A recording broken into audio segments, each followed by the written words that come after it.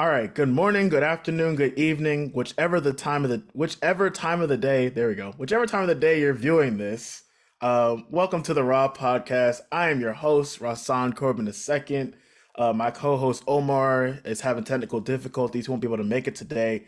But today I have all my guests are very special, but this is a very special guest. I've known her since high school, and now we're at our big grown people job, you know what I'm saying? We made it through college, we struggled through engineering. We were both NSBE presidents. But special guest today is Aisha Cora. Aisha, how you doing today? Hi, I'm good. Man, yeah, it's been a while since Aisha and I actually got to catch up. Hmm. Um, she's all the way in Seattle right now, or Bellevue, whichever. I don't even know which side of the bridge you're on right now, but It's on the east side. are you in Bellevue? Yeah. Okay, so Bellevue, Washington. Just a little backstory. Aisha and we didn't go to the same high school. We were in the same high school district, so Bellevue School District, and we were a part of a youth and government program at the YMCA that was in Bellevue that had all the high school students. Well, not all the high school students, all the high schools involved in it. So there was representatives from each school. I went to Sammamish High School. She went to Bellevue High School, and now we're here. And yeah, we'll get into a little about you in a minute. But first. I'm gonna do an icebreaker. We got three questions right here. They're nice and easy. I didn't put them on your questions before because I like seeing people's reactions. Okay. All right, all right. Would you rather always be 10 minutes late or always be 20 minutes early? I'd rather be always 20 minutes early because I feel like being late, like I get a lot of anxiety with being late. And if you're saying always, that's like work meetings. That's your wedding. That's for a plane. If you're late for a plane, you're missing that plane.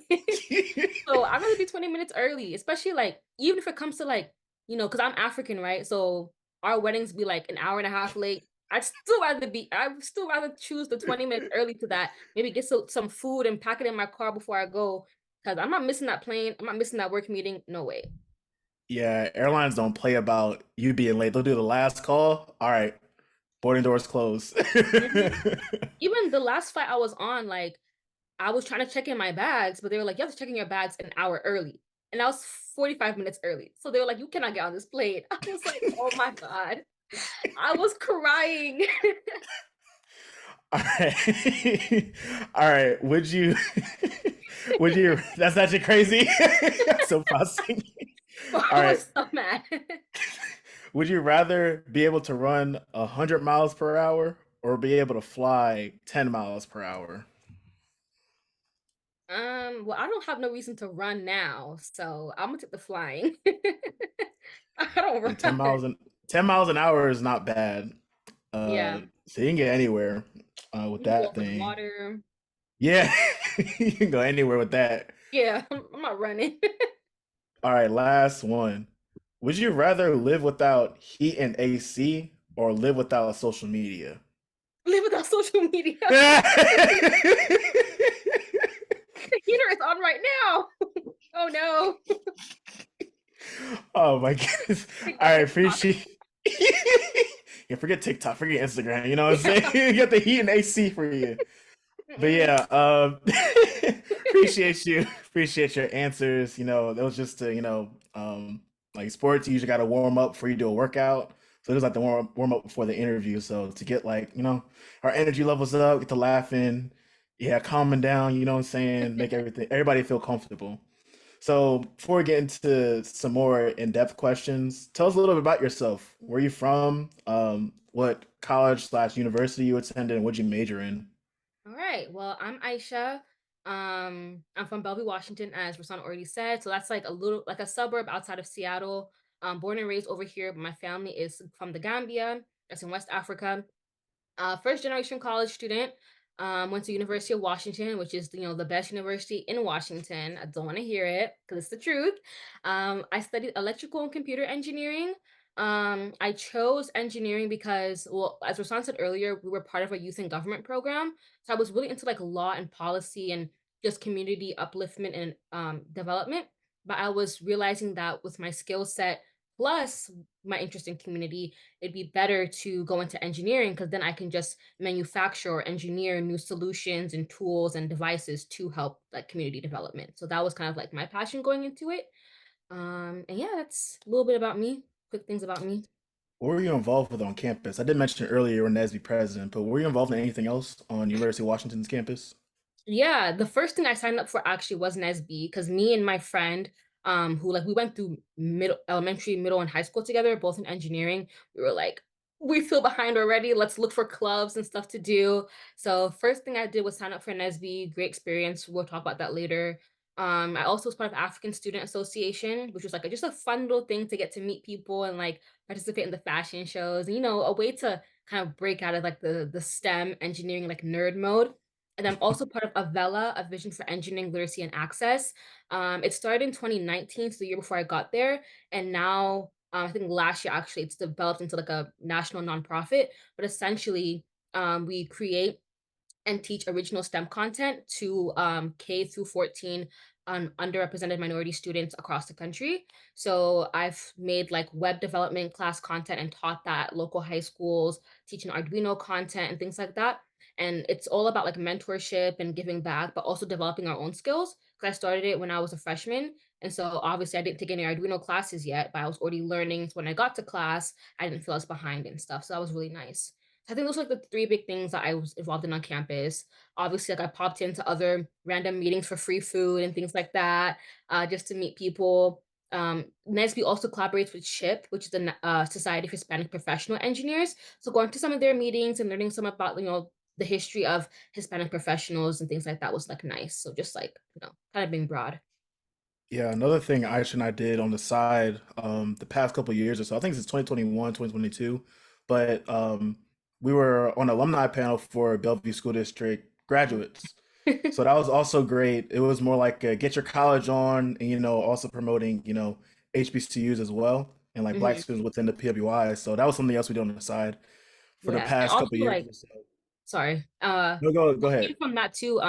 Miss Clark, who's like our mentor growing up, she also had like a Black Girl Magic mentorship program. So I also helped out with that, like helping them do their resumes and getting into UW. And some of them are at UW now, and they go to NSP. So that's like super like fun and rewarding that we got to sit on those panels, and then me being able to at least mentor the young girls from those panels and see them at UW now. Yeah, I still remember the first time I met Miss Clark, someone at Sammamish. She was like, I want you to meet someone. They're very involved in the community and very aligned with what you want to do in life. And then she was like, I want to set up a meeting. Da, da, da. First off, I wasn't even wearing the right, like, proper attire to meet someone for the first time. I was wearing, I think, my Muhammad Ali t-shirt, some sweatpants, and I had some slides on. And I'm like, you know what? I'm still a human, you know what I'm saying? But I remember when I met Miss Clark, she broke down the youth and government program to me. And the rest is history. We had a good conversation, went to the first meeting, met Aisha, met many, many, many other people I'm still friends with to today, to today.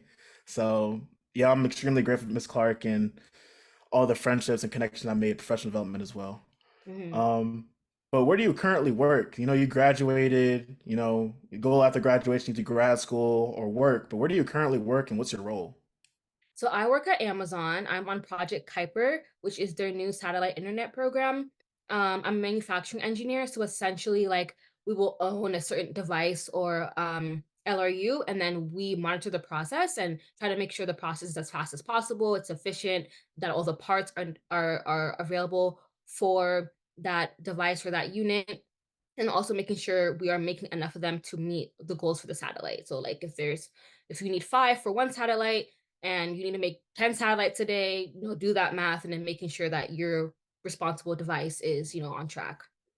Awesome. And then what internship led you to this point?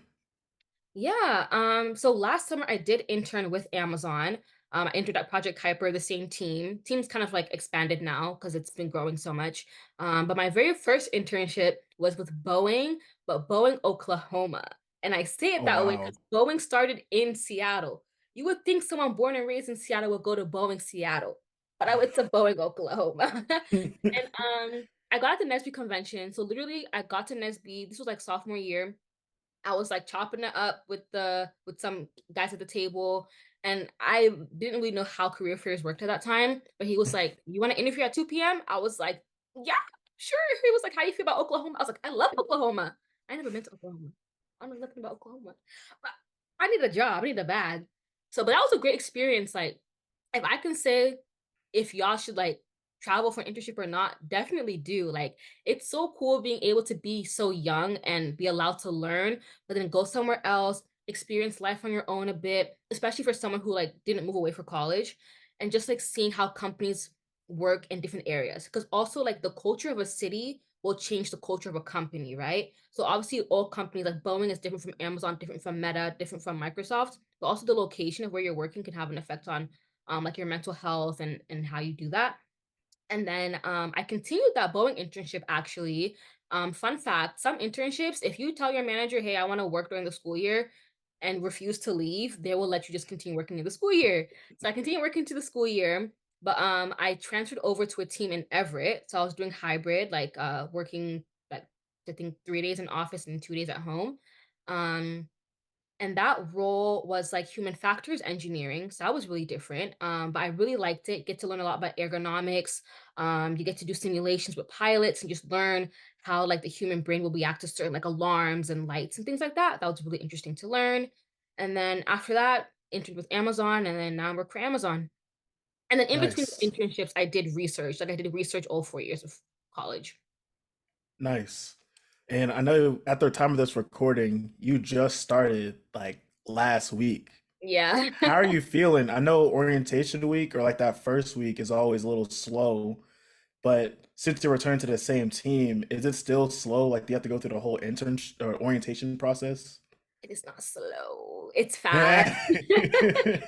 And especially like the way Project Kuiper is, if y'all like look it up, they have launched their like their prototype satellites 1 and 2, but we gotta get into production mode. So we're cooking, we're moving fast, like there's no time to waste. People are already heading off projects to me. I don't even have time to do like my onboarding trainings. I'm only doing like the ones that are necessary and have like impending deadlines, and then I'm getting moving. But I really like that though, because I feel like especially as a young engineer who has like I'm very grateful for the opportunity to even be at Amazon so early in my career. It's like I want to learn as much as possible. I want to get in there. I want to be able to navigate this the layout of the company and see how I can make my contributions.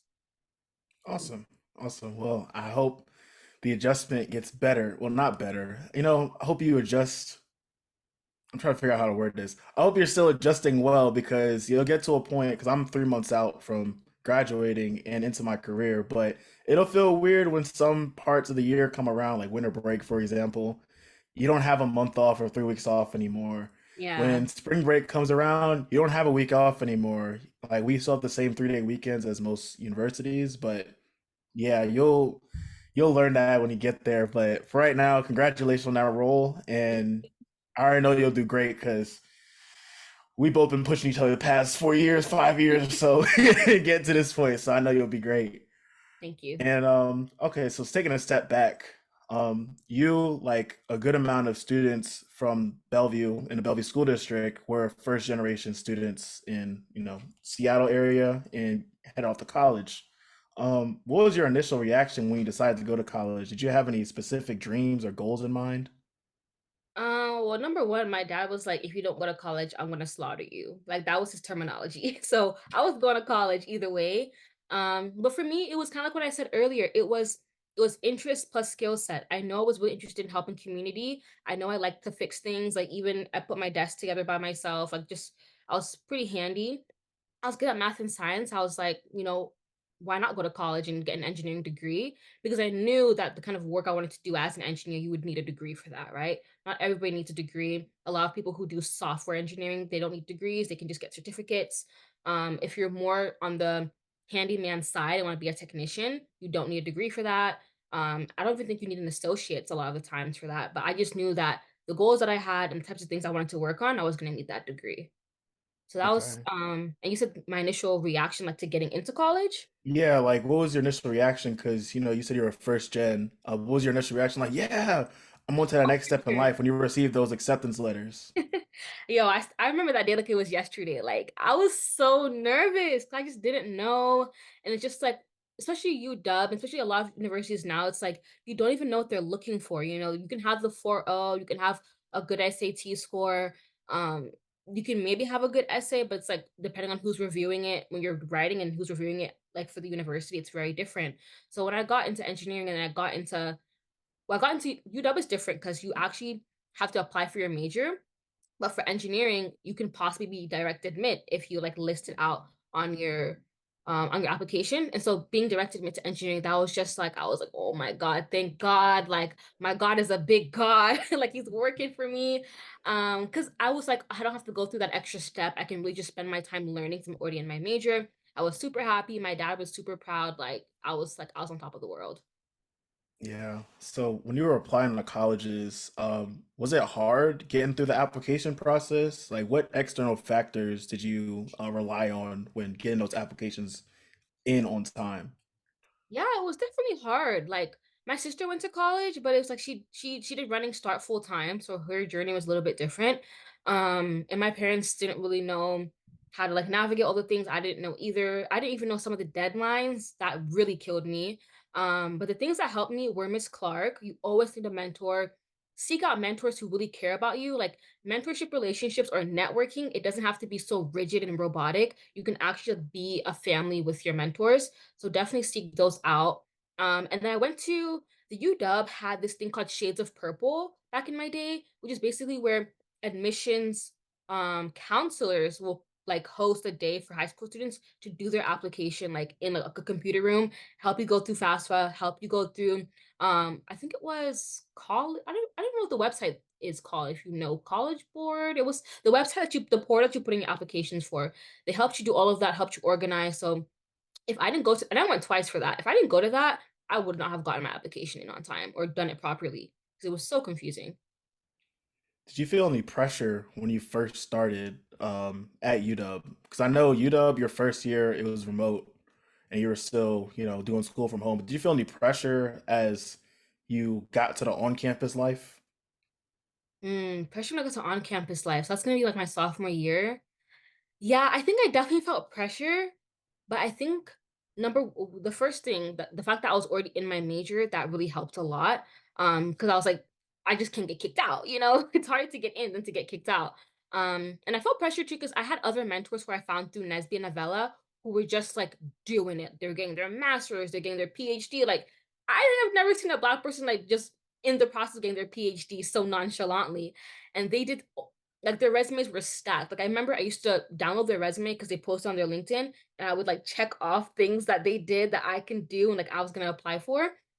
So that was good pressure though, because it's like I know that it's achievable and it's possible, and someone who looks like me, comes from my background, has done it. So let me go ahead and try my best to do it.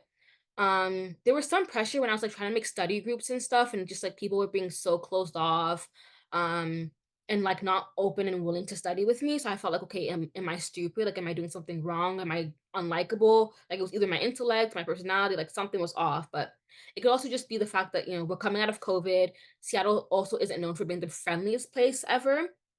But I think like as time went on and I got into NSBE and Avella and I actually found like people who had similar missions as me, that it was so much easier to find study groups and like people to help me out. Yeah. Another part about your major. Did you always want to do electrical and computer engineering? No. I barely even know what that is. Like I tell people I'm an electrician, but so even with UW, like even though I was directed to my major, you still have to apply for which discipline you want. So like it's never ending. So I actually applied for mechanical first because that's like the engineering that you hear about most, right? Like you're putting things together, stressy strain, whatever. But their department is a lot smaller. Like I think I won't even gonna say the number, but it's probably like it's less than half the size of electrical department. The electrical department is huge. So I didn't get into that. So I got into my next choice, which was electrical. And I was like, okay, electrical's cool. Like I was really interested in medical devices at the time and still am. And since UW didn't have biomedical engineering, and I knew that like electrical had to factor into there, I was like, I'm cool with that. Like it's fun. My mentors also did electrical, which made it so much easier to get some help from them and like get old like quizzes or just like resources and notes and stuff. Were there any other majors that were secondary if you didn't get into engineering? Political science, actually, that was like I feel like I wanted to as I was applying, I wanted to do political science a little bit more because I was like in youth and government. I was super into law and policy. But the reason why I applied for engineering, low key, is because I knew it was harder to get into later. So I was like, okay, if I get into the harder one now, then I could apply for the other one later.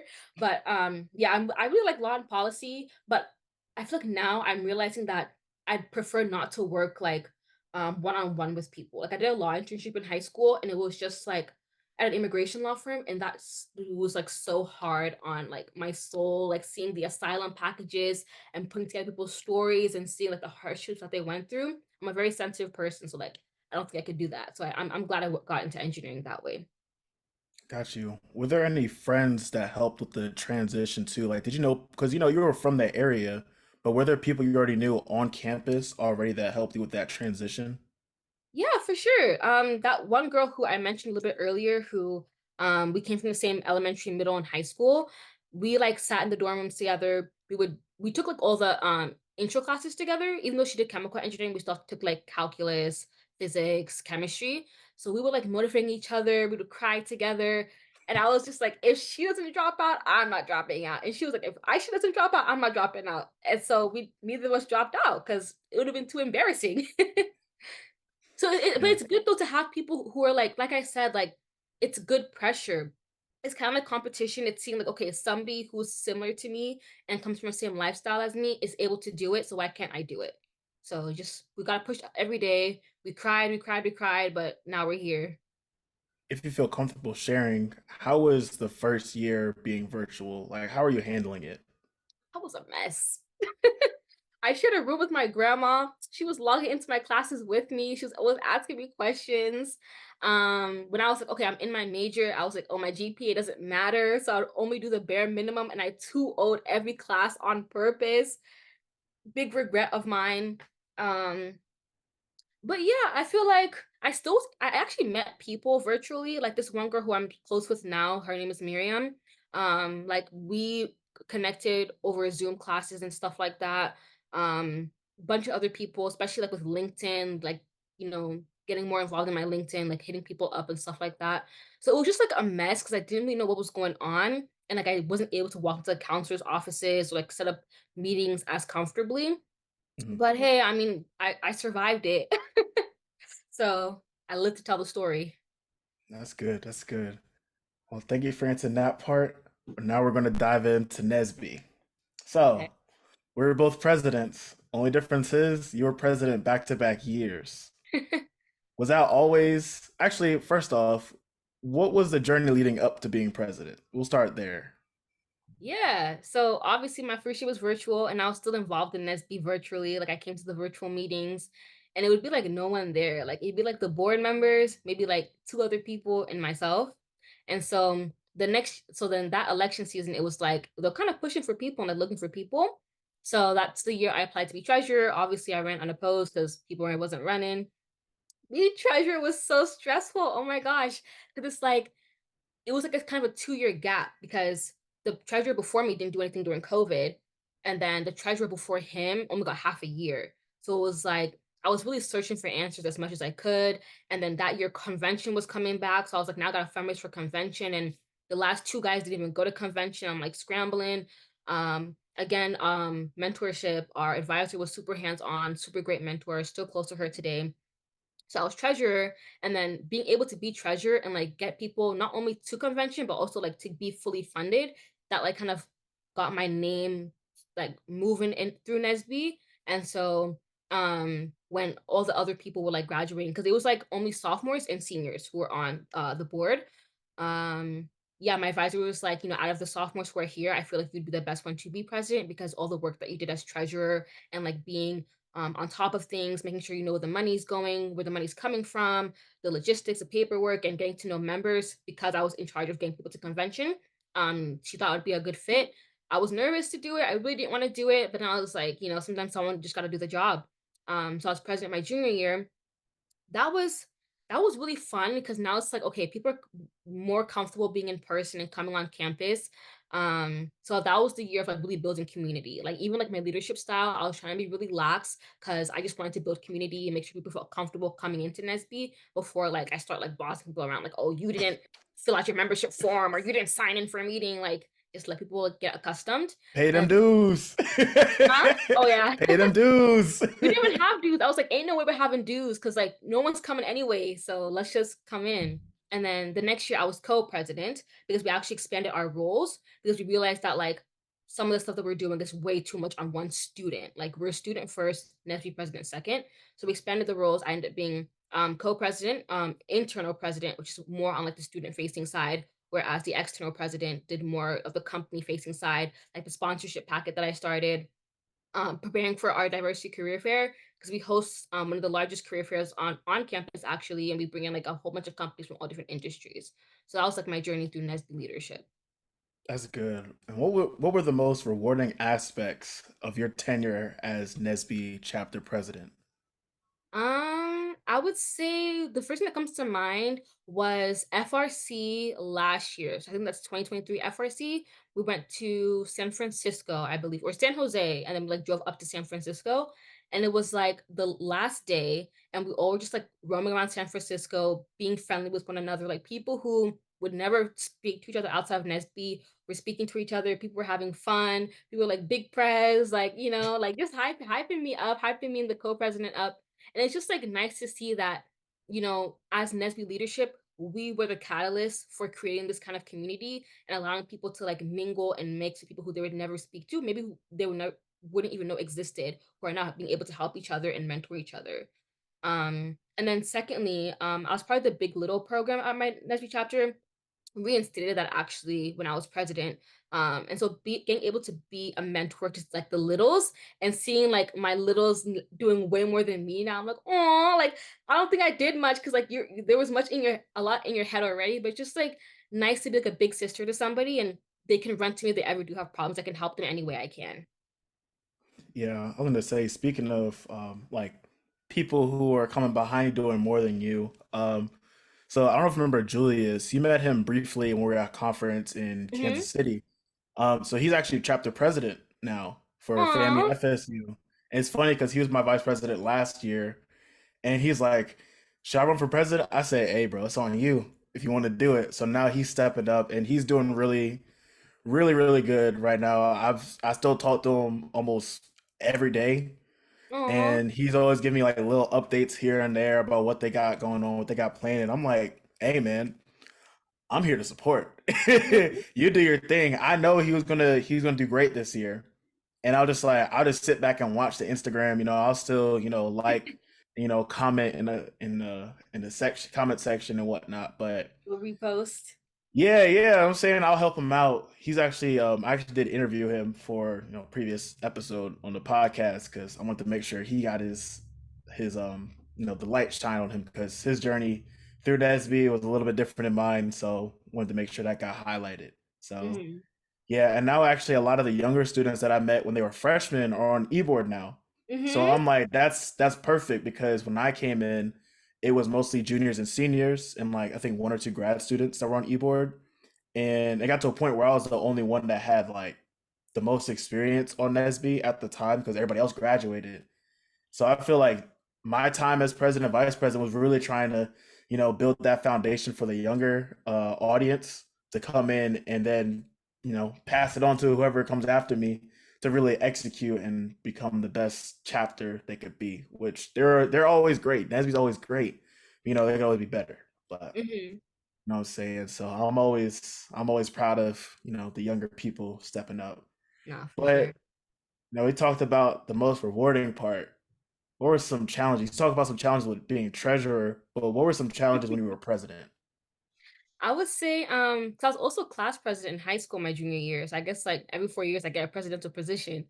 But I feel like something that's changed was especially like being a woman, right? And then being in engineering, you are a minority. Like at least like, everyone's black. It's NSB. But it's just like, how do I phrase this? You don't want to come off like I was saying earlier, like, oh, rah, rah, rah, you're not doing this and that. So it was really finding a balance between allowing people to be themselves and get comfortable with the organization, but also not letting people walk all over you. So I really want to make sure people like felt comfortable first. So sometimes I'd like hold my tongue, or there's certain things I was like, this guy should have done this, but let me just do it because maybe he's stressed out, maybe whatever. And as president, as the leader, you have like like what's the saying? Like heavy is the head that weighs like wears the crown. So you Yeah. kind of just gotta like take that initiative, do the work for some people if they're not gonna do it, instead of just like all the time, excuse my language if I don't know if we got gonna blur that out, whatever. And I think that's better, right? Because now you're allowing people to learn, allowing people to get comfortable. People want to come back to e-board and they have more experience. But if you're the type of leader where it's like you're making people so uncomfortable or so stressed out where they're leaving after every single year, there's nobody to pass the torch down to, and like that has that knowledge that you were saying that they can like reiterate in the organization. So that was like difficult, just finding that balance. There are definitely times where I just felt like I feel like I was close to getting walked all over, but I'm just like, let me have patience for people, and just get the work done or figure out a way to work with their schedule or whatever. It's to like not scare them away from the larger picture of the organization. Yeah, yeah, I feel like that's always a challenge in itself, making sure the people who are participating in the organization are satisfied, while also you're being satisfied with, the outcome of the, or what's going on. So that's Exactly. definitely powerful to say. Definitely, something to take note on if for anyone listening who wants to get into a leadership position like president. But all leadership positions require that balance between knowing when to step up and knowing when to not go off. That's a bad way to put it, but knowing when to like really put your foot down and like I'm Yeah. not going for this anymore. Hmm. Yeah. So during the COVID rebuild years, I'll phrase it like that because that's what I called it in my school. How did you work? How did you work on increasing membership numbers as well as engagement with your chapter? Yeah, I feel like the number one thing that we changed was the type of companies we were bringing in. So before, well, at least like my freshman and sophomore year actually, because as I was only treasurer, I didn't really have the authority to pick which companies were coming. They were kind of just like a first come first serve basis. So we got a lot of these like research companies or companies where I can't even remember what their is or what their name is, and it's like that's not drawing in a crowd, right? So for my junior and senior year when I was in presidential positions, we would really like tell companies like, hey, if you want to come, not only are you going to come and talk about your company, but you also have to come with a theme. So if Google's coming, you got to do interview workshop. Boeing's coming, resume workshop. A company in the Midwest that no one knows about, you want to talk about your company, also do LinkedIn workshop. And that is like going to draw people in because it's like, even if they're not, excited about the company, they may be excited about the topic. So that's like a two for one. And if we don't have anything exciting going on that week, it's fine. Let's do community building. Like we did not do enough community building my first couple of years. We did do mixers with other like ship and everything, but it's like we didn't really sit down and like have Nesby game night, Nesby movie night, Nesby dating night, It was like fun things like that. That's like not only are we building our numbers, but we're also building rapport among our membership, which is really important because Nesby is a community organization. And once I'm gonna rephrase the challenge part, that's another challenge in itself, making sure both parties are satisfied, the membership as well as the company sponsors who are Hmm. engaging with the members. So that's also very important. And I definitely like we did a few game nights with some of the company sponsors, which I liked because they were having fun. We just got done. We might just left the test. We don't want to just sit in another like, lecture about a company, which is cool, learn about the company, but we want to get something more interactive that'll help us out, whether that's resume or even just like having fun playing Uno, Connect Four, all the Yeah. above with the companies and the members as well. In what ways did you foster a community mindset amongst other executive board members during your term as president? Um, I feel like because I honestly I still struggle with that, right? And I even told like the incoming presidents that that was something that I struggled with. Something that just we came up with together as a board to give everybody credit. We tried to have more like team dinners because we were always like, I really like my board because we were never I never noticed anybody trying to be like selfish or corrupt. Like they never took the Nesby credit card and like bought something for themselves. Like everybody was super like stuck to the book. Even like the requirements that we had for other members to go to conference and stuff, all the exec board members followed those regulations as well. They didn't like cut corners, which I really loved about the board. But we finally decided, maybe this goes into Nesby. Let's go to a team dinner, get some ice cream, sit over some ramen, and that was nice to like see people's personalities in that way. Also me too, just trying to be a little bit more friendly to people, like just checking in on people if I know that someone like couldn't attend exec board meeting because they were sick the other day, just being like, hey, like, are you okay? Like, what's up? And also just being like nice to them so that they feel more comfortable to speak up or like to be friendly and stuff during meetings. that was just something that I tried to do personally, but as like group activities, yeah, that's definitely hard because you're coming in people with different personalities. Engineers are known to be kind of closed off and stuff. But I think through the community building meetings that we had, like general body meetings, through just being more open as a person and letting people know that hey, you guys, we can connect as an exec board membership. That helped a little bit, and then I hope that the boards after me can come up with some better ideas as well. Yeah, that humanity aspect of community building is always important because yes, we're here to work, but we're also human. Yeah. I like to laugh. Who knows? Like me and someone so might have the same like sports team or I said sports team. I sound very generic. Same football team interests in common or whatever. Hmm. Or like we might like the same music. We might read the same books. Oh, you go to this gym? I go there too on every Tuesday and Thursday, something like that. So I feel like that's very important. Um, and one last question specifically about NSBE. Were there any initiatives or events? Can you share a specific initiative or event that was successful in your eyes? One that like I started, or just like a general one that like I helped promote through our chapter? I'll say any initiatives that you might have you started like going your term as president. Like, did you see it come to fruition? Did it Hmm. not happen? But like, share that experience about the initiative. Yeah, okay. I would say that the first thing that can come to my head was our company sponsorship packet. We did have like a few years before, so it's not like completely brand new, but being able to reinstate it, especially because like all the people who knew about it, that's like what, decade plus ago. 'Cause the company sponsorship packet, it really helped us to like connect with like some big name companies that have all this money in their budget, but didn't really know how to connect with Nesby in the first place. So that we're like, okay, like if you give us this, we'll give you that, and you guys can get some exposure. That also really helped us to go to convention because like that couple $1,000s that we got, like that would help to cover some of our debts for the school year for like room, food, and all those kinds of things, and we can focus on fundraising and campaigning to go to convention. So that was good. And then also we had our 50th anniversary last year because we Mm. started like the year before NSB officially started. So it wasn't called NSB the first year, but still like the same chapter and everything. So we basically had like a 50th anniversary like weekend that I was in charge of like planning and organizing, and that was really great. Brought in some money. We brought in alums who graduated in like 1985, and like the first female NSBU president and things like that to come and speak. Hosted a dinner. Also started um our technical showcase that because of that 50th anniversary weekend, and hopefully they're going to continue as a yearly thing. So basically students got the time to like present any of like their capstone research or new research that they've been doing on the side that like fell into any of like four categorized themes like community engagement, health and wellness, and like two other things. And then we had a cash prize from the fundraising that we did from the other 50th anniversary events. So I think technical showcase is the only like brand new thing, and I hope that also can continue, especially because students need money, but students also need a way to like motivate themselves and push themselves to showcase like their talents and all the hard work that they do. Yeah, that's always important. And now I have a few more questions. So Aisha, like I said, I've known you since we were in high school for about 5, 6 years now. And you're always doing stuff. You're always, every time I saw you, you looked a little stressed.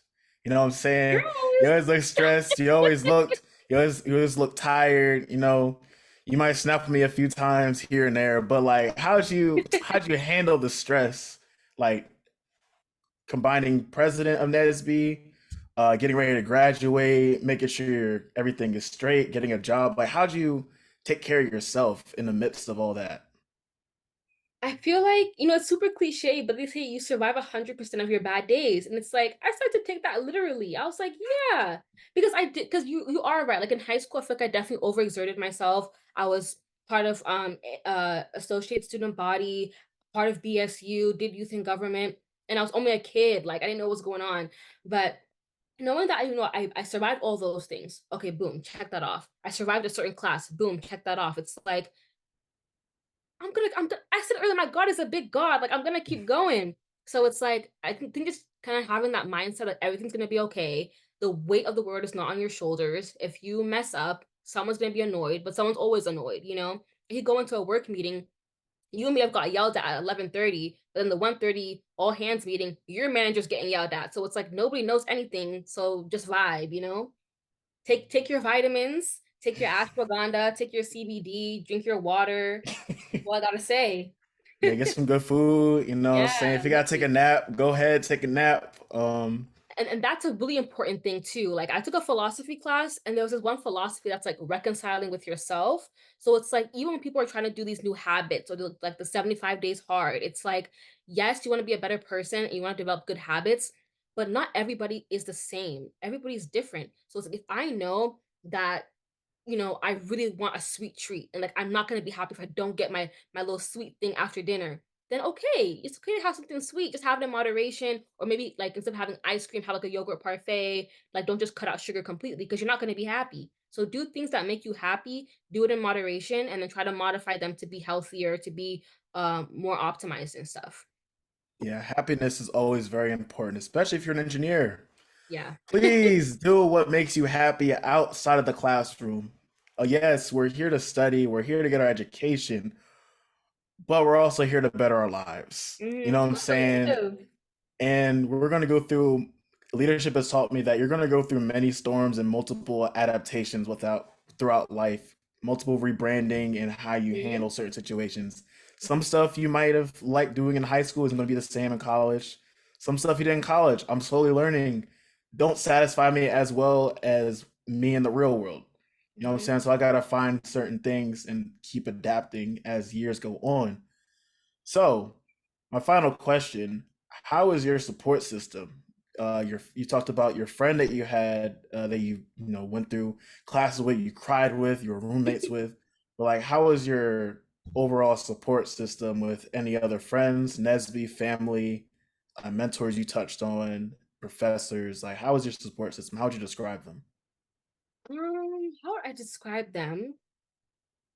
I would say good pressure. Like I keep using that, but it's good pressure because it's like we are all black people in engineering. Like this was not made for us. I'm pretty sure like the US black population is like 13, 14%, but the STEM workforce is only 9% and it decreases every year.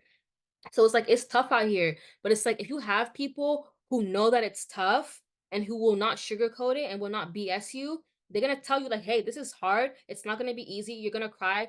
You're probably only gonna get a 2.0 max, but get that 2.0 and let's keep it pushing."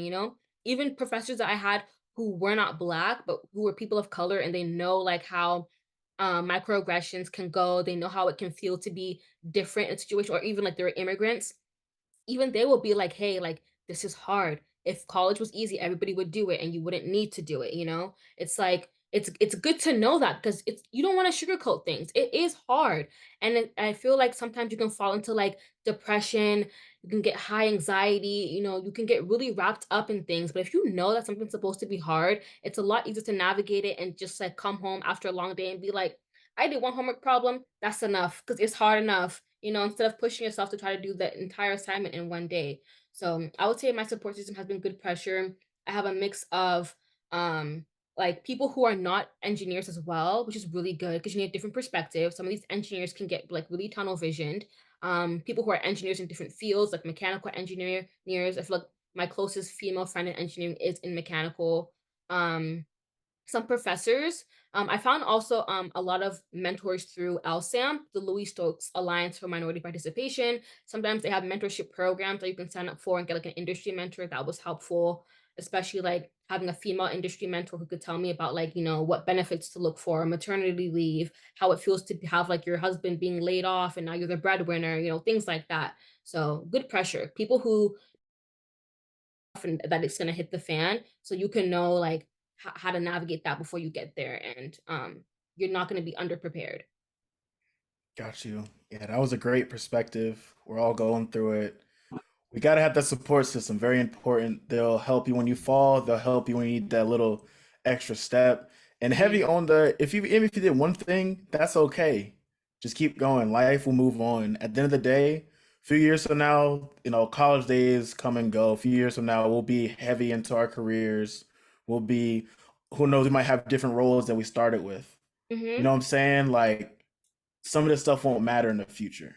I'm not saying it's not important right now, viewer discretion, Hmm. But just be prepared for those many changes because you will have to adapt. Yeah. But Aisha, these are all the questions I have. Do you have any questions for me or any closing remarks closing out? I do have a closing remark, but I have a question for you as well because you also did a lot. So I want to see like what your perspective is on how because where I just started working a week ago, right? And so now that I'm getting to know my work schedule, I also want to get into like doing my personal things, like my personal branding and all that. How do you feel like you organize that schedule of yours and like, you know, find time to still be Rahsaan Corbin? Was the second, the third? The I'm second. being serious. I'm being Yeah, serious. yeah, The second, the the second, second, the but second. also be, that software engineer at work, you know? Um, I will say one thing I wanted to make sure I stayed on top of was my technical skills. However, I didn't want to be 100% robotic. Mhm. So not robotic, but like more, strictly technical. I program, I know this, and that. Like I like that, but I want to be more like a cyborg. I want to know both sides, the humanity and the technology spectrum. So I do volunteer work within the company, which I definitely recommend if you're working for a company or interning for a company. They'll have plenty of volunteering opportunities. You can meet other people from other departments, and you'll just be able to help out the community coming behind you, like the younger students. But yeah, I've been doing a lot of that, volunteering. This past Friday or Thursday, I helped out at a science night at a elementary school. The week before that, I was helping out at a Special Olympics at a high school. A Aw. few weeks before that, we helped out at a Boys and Girls Club that was doing a collaboration with a nonprofit called Barbershop Books, which their whole goal was to increase literacy among young Black boys, because the literacy rates or reading rates have been dropping, and they're mainly studied between kindergarten and second grade. So they're really targeting those people. Helped out at a cookout, what I'm saying, for Juneteenth and whatnot. I actually won volunteer a month, which I didn't even know that was an award. I was just Aw. volunteering just cause. I was volunteering just cause. I'm trying to Reaction. keep my humanity. Reaction. Reaction. But yeah, I do volunteer work. I'm still involved with NSBE. I'm trying my best to um not overexert myself because even right now I'm getting ready to. I still gotta pack my bags to go to Tallahassee tonight to help with recruiting. I'm doing a whole lot, but I'm slowly learning how to slow down and making sure I take the time to, reach out to people, having a phone call, because those phone calls can really help you out. Just like how we Mhm. did the icebreaker at the beginning to relieve like any sort of stress or pent up anxiety. It'll release it and at least it'll like alleviate it for right now. So that's what I've been doing. I play my Xbox. And then this has actually been helping me. I needed a side hobby to do because people were like, what do you outside of work? I'm like, oh, I watch TV, I'll play on my Xbox. I wanted more to do. So I'm trying to, dibble dabble into journalism a little bit because I like talking to people and I like learning about people and I like putting information out there that'll help people behind me. So yeah, Nice. that's what makes me me. And now this podcast is me, or a part of me, I'll say. So it's a wonderful creation. I'm looking forward to the growth and whatnot. Oh, music too. I went to a lot of concerts this summer, and I I'm enjoyed behind myself you. at every single one of them. I went by myself because I was like, you know what? I want to see how it is by myself because most people don't like the same music as me. Mhm. But I went by myself. I enjoyed it, and yeah, I just had a good time. That's all I can say. So I Good. stick I'm really by. proud of all Well, the work that you're doing. yeah, I was gonna say it's on the sweatshirt, but I got to cop a few sweaters of Nipsey Hussle's clothing brand, the Marathon Clothing. I'm on this marathon. I listen to his music a lot. It keeps me grounded. I listen to audiobooks, podcasts, etc. So I think that's it. Working out too. That's it. Other than that, that's it. That's good. I'm glad you're able to like, especially for a lot of your outside work, you're also able to connect it with, your job so that, you build your rapport at your job, but you're also like giving back to the community. That's really good. Yeah, membership chair of NSBE Come Professional. on. No, we got more events on the well, we got events on the way, but we're gonna get there when we get there. So we just started. At the time of this recording, by the way, another viewer discretion. So yeah, I hope I answer your question in full. Definitely. I So definitely took notes. Yeah, yeah, especially because you're still getting started. But I will say this, I'll add on to, how I continue to be me. The first month was a little hard because, when you do an internship, you have an end date. Your last date is like Exactly. August something, and then you Hmm. go back to school. Now it's like, oh, No it's end. summertime. Dang, I gotta do this every day now. Like you don't get any breaks like that. Not like in a bad way. Like I do this every day. Like I like what I do, but it's like you don't get a break. You don't get breaks as often as you are in high school or in college. High school, you get more breaks, to be honest, especially in You cannot skip especially in class. Bellevue School District, because we got that week off in February, Mhm. and then we had a week off a month later. A month later, but yeah, I'm trying to pace myself on this marathon that I'm on, but yeah, the first month was a little hard, and then I slowly started to find my pace and adjusted, made sure I put myself out there socially, Hmm. and rather than just going to the gym and going home. So I've been going to a lot of stuff, been connecting with DC professionals for NSBE, the FAMU alum out here who are great people, and yeah, now I get to go help with recruiting at the Family Career Fair. Nice. So it's gonna be fun, and hopefully I will be at NSB 51. I almost said 50, NSB 51, because I signed up to do a workshop, but we'll see how it goes when hearing back about doing it. So, all right, Okay. yeah, I'm done. I'm done rambling. I'm done rambling. Any other questions or any closing remarks? I would just say from the last thing, like for the viewers, nobody knows what's going on. Nobody knows what they're doing. Rahsaan was asking me questions. I also had questions to ask Rahsaan. It's not always about networking or getting a mentor who is above you. Sometimes it's about networking horizontally. Just talk to the next person because everybody's gonna know something that you don't know, and they're also gonna have a question for you as well. So don't let imposter syndrome stop you because everybody's an imposter low key. Like we used a bunch of young kids, working on these big machinery. But they trusted you to get the job. No one's gonna put $1 billion piece of equipment in your hand if they think that you're an idiot. You feel me? So it's okay to make mistakes. People lose money because of their mistakes all the time. You're not gonna be the first one to do it. You're not holding up the sky. So it's okay to make mistakes. It's okay to fumble a little bit. Just keep pushing, keep your vision in mind and just keep moving because no one's gonna stop you but yourself. Absolutely right. Word from the wise. And that's why me and Aisha are good friends. She always got something wise to say in the end. But, I got a little quote to close out. Close out. There we go. Fumbling on my Proper. words.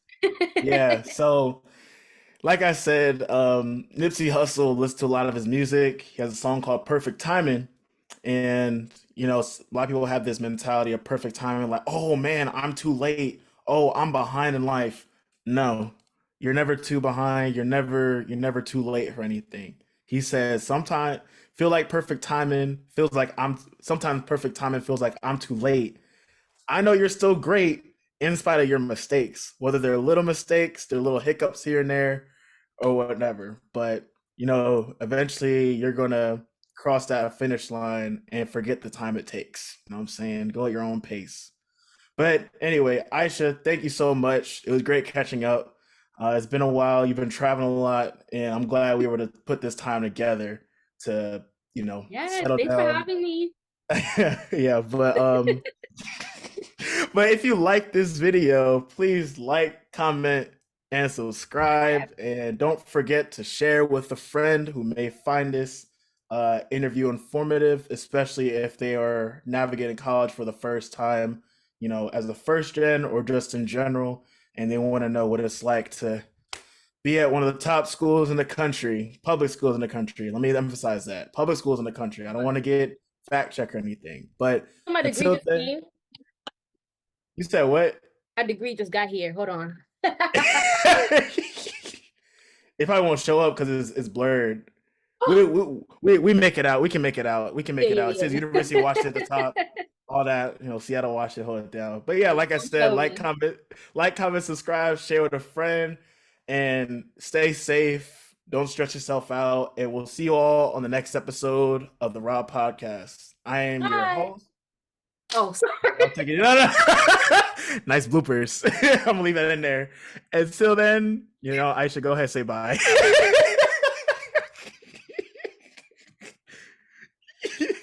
Aisha says bye. I say bye. And y'all take it easy. Till next time.